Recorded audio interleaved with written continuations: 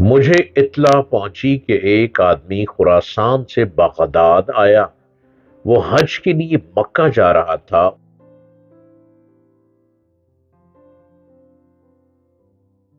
Hello, السلام علیکم ورحمۃ اللہ وبرکاتہ۔ پوری دنیا میں آل اوور دا ورلڈ جہاں جہاں بھی آپ ہیں، اللہ رب العزت آپ کو پرسکون زندگی عطا کرے۔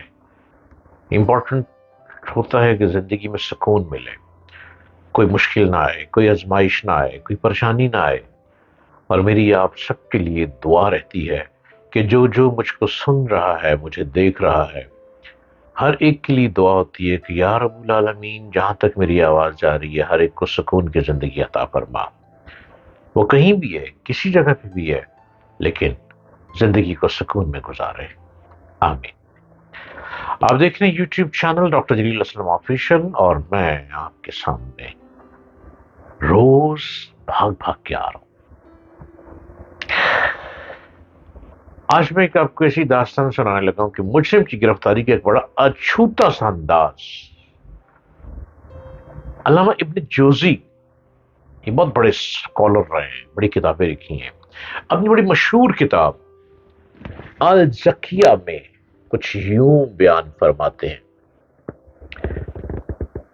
مجھے اطلاع پہنچی کہ ایک آدمی خراسان سے بغداد آیا۔ وہ حج کے لیے مکہ جا رہا تھا۔ اس کے پاس تقریباً 1000 دینار کی قیمت کے مساوی موتیوں کا ہار تھا۔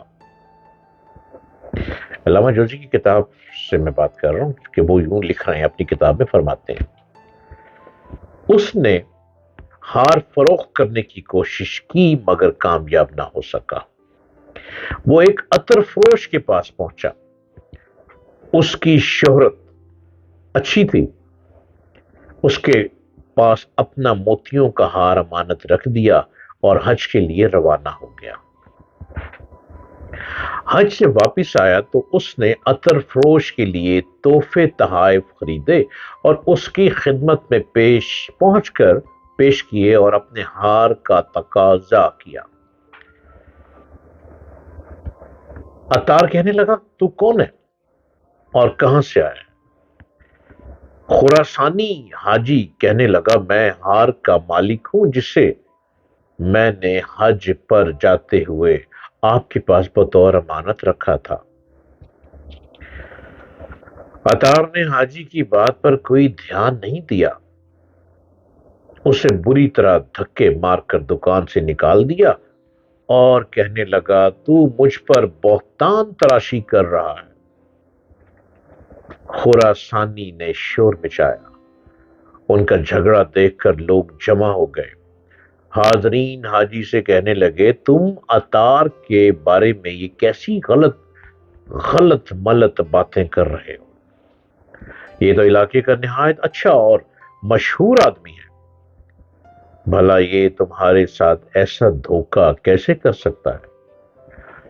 لوگوں کی زبانی عطار کے بارے میں یہ کلمات سن کر حاجی کو حیرت ہوئی۔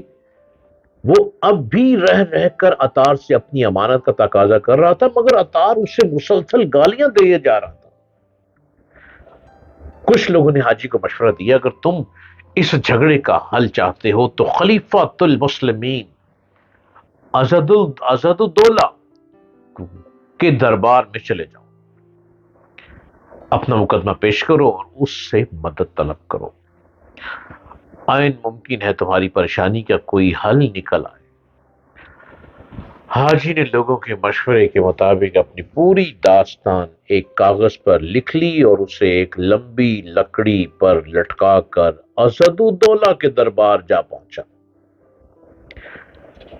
اسے دیکھتے ہی اسد الدولہ نے قریب بلوایا اور پوچھا: تمہارا کیا مسئلہ ہے؟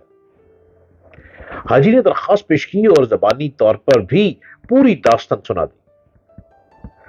اسد الدولہ نے حاجی سے کہا: کوئی بات نہیں، تم کل عطار کی دکان کے پاس جا کر بیٹھ جانا۔ اگر عطار تمہیں اپنی دکان کے پاس بیٹھنے سے روکے تب بھی اس سے کوئی احتجاج یا جھگڑا کرنے کی ضرورت نہیں۔ ایسی صورت میں سامنے کی کسی دکان کے پاس جا بیٹھنا، صبح سے مغرب تک چپ چاپ بیٹھے رہنا، اس سلسلے میں کسی سے کوئی بات کرنے کی ضرورت نہیں، 3 دن تک اسی طرح کرنا جس طرح میں تمہیں بتا رہا ہوں۔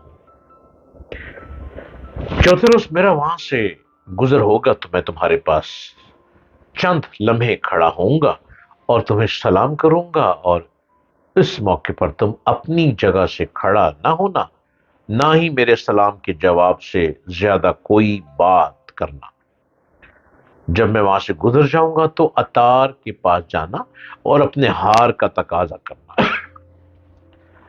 اب کی بار وہ تم سے جو کچھ بھی کہے مجھے آ کر بتانا، اگر وہ ہار واپس کر دے تب بھی میرے پاس آنا اور مجھے اطلاع دینا۔ اگلے روز خراسانی عطار کی دکان کے پاس جا کر بیٹھ گیا، کسی سے کوئی بات نہ کی۔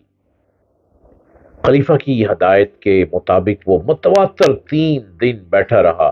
چوتھے دن اسداللہ اپنی عظیم الشان سواری پر لشکر کے ساتھ وہاں سے گزرا تو خراسانی کو دیکھا تو سواری روک لی اور پکار کر کہا، خراسانی بھائی السلام علیکم۔ خراسانی بدستور بیٹھا رہا اور صرف وعلیکم السلام کہہ کر چپ ہو گیا۔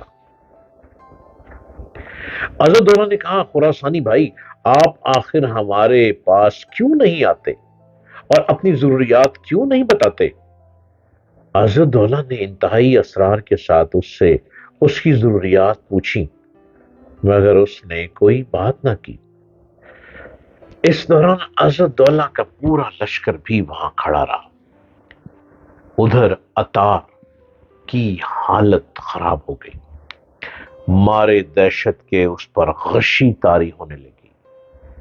اسداللہ وہاں سے چلا گیا تو عطار فوراً حاجی کے قریب آیا اور کہنے لگا، تیرا ناس ہوا، تو نے اپنا ہار میرے پاس کب اور کس چیز میں بطور امانت رکھا تھا؟ ذرا اس کی نشاندہی تو بتاؤ، شاید مجھے یاد آ جائے۔ حاجی نے اسے نشانیاں بتائیں۔ وہ تھیلی اس شکل کی تھی اور رنگ ایسا تھا۔ عطار دکان کے اندر گیا اور اس کا ہار لا کر دیتے ہوئے کہنے لگا، اگر تو مجھے نشانیاں نہ بتاتا تو شاید مجھے یہ ہار نہیں مل سکتا تھا۔ حاجی نے ہار لے لیا اور اپنے دل میں کہنے لگا، بھلا اب مجھے اسداللہ کے دربار میں حاضر ہونے کا کیا فائدہ؟ مجھے تو میرا ہار تو مل ہی گیا۔ پھر خیال آیا کہ خلیفہ نے مجھے حکم دیا تھا کہ میں ہار ملنے کے بعد اس سے ضرور ملوں، ہو سکتا ہے کہ اسے مجھ سے کوئی کام ہو یا وہ مجھ سے ہار خرید لے۔ وہ ہار لے کر اسداللہ کے دربار میں حاضر ہوا۔ اسداللہ نے خراسانی کو دیکھا تو ایک سپاہی کو حکم دیا کہ اس عطار کو گرفتار کر کے فوراً دربار میں پیش کرو۔ تھوڑی دیر بعد عطار وہاں موجود تھا۔ خلیفہ نے حکم دیا کہ اس بدبخت نے خیانت کی ہے، اس کی سزا یہ ہے کہ ہار اس کے گلے میں ڈال دیا جائے، پھر اس دکان کے سامنے اسے پھانسی دی جائے تاکہ یہ عبرت کا نشان بن جائے۔ خراسانی سے ہار لے کر اسے عطار کی گردن میں ڈالا گیا اور اسے سر بازار پھانسی دے دی گئی، اور پھر یہ اعلان کیا گیا، امانت رکھ کر مکر جانے والے کی یہی سزا ہے۔ غروب آفتاب کے بعد دربان نے عطار کی گردن سے ہار نکال کر خراسانی حاجی کے حوالے کر دیا اور کہا، اب تم اطمینان سے اپنے گھر جا سکتے ہو۔ واہ، کیا فیصلے تھے اس زمانے میں اور کیا کمال تھے! آج درخواستیں لیے پھرتے ہیں پولیس کے پیچھے پیچھے، اور پولیس کی موج مانے یا نہ مانے،